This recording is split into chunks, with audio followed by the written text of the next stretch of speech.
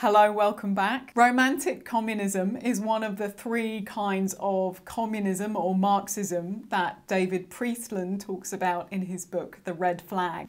And in this video, I'm going to be talking about the way that romantic communist ideas have played out in China in quite influential ways. The example that I want to talk about is taken from the May the 4th movement. The May the 4th movement was a really significant moment in Chinese history.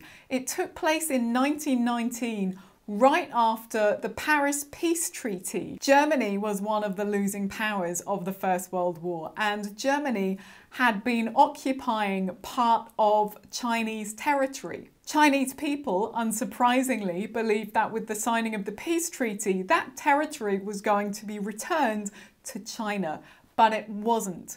It was handed over to Japan. Of course, Chinese people were absolutely outraged when they found this out. There was real fury at the treachery of the European and American negotiators who had decided to do this, and also real anger at the Chinese government who hadn't stopped this from happening. And on May the 4th, 1919, 3,000 students gathered in Tiananmen Square to demonstrate this and to express how angry they were. And this demonstration kicked off a really important movement amongst students and intellectuals, which came to be called the May the 4th movement. People exchanged ideas and debated how they could make China stronger. And they really saw the problem as being with Chinese culture. So there were lots of criticisms of traditional Chinese culture at that time. And people began to look elsewhere for better ideas that they thought they could bring over to China that would make China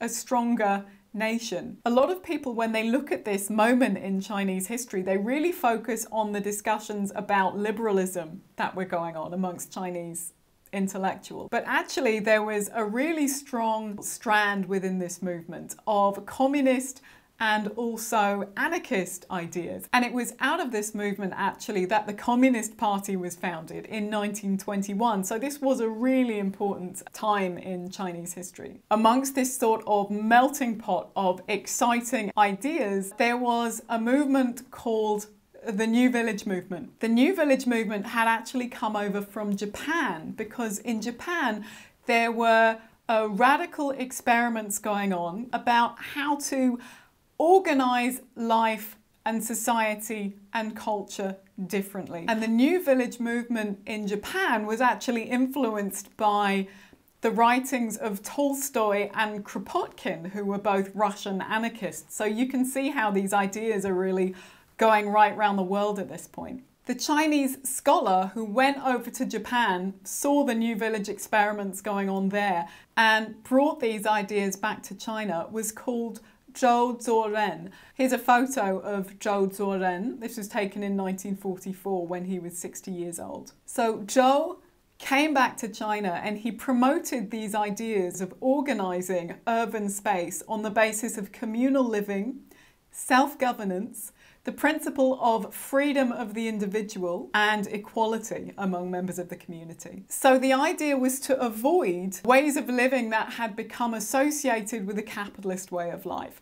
So this was about avoiding social hierarchies, avoiding having managers or experts surveilling people all the time, and avoiding organizing life based on the pursuit of individual economic interest. Instead, living within these new villages was to be organized on the basis of mutual aid. The principle of mutual aid is really about people supporting each other, helping each other, and cooperating to meet each other's basic needs. This is a very different principle from the idea of individuals competing with each other, which is really considered to be a very capitalist idea.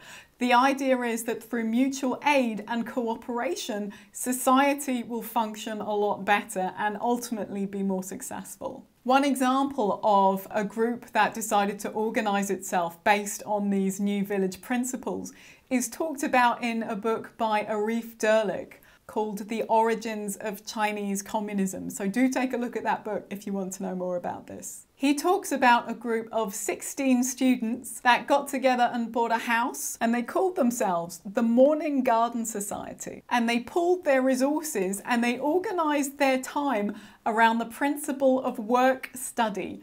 That means they divided their time between doing communal manual labour together and holding reading and study sessions. And in particular, they studied the works of Karl Marx. And they also used their collective funds to subscribe to lots of radical journals. There were lots of radical journals around at this time as people were trying to work out what a better way of organising life would be. Now, one of these students in the Morning Garden Society was actually old friends with Mao Zedong. Mao was in his 20s at the time, and he was very much involved in these debates. He wrote a letter to his friend who lived in this community, sending him a list of questions that he felt were really pertinent issues to be discussing. So you can see that young communists at the time were being very strongly influenced by these anarchist ideas, particularly from this movement. And Mao, in fact, was very influenced by this idea of organizing society into small groups that would work closely together and support each other.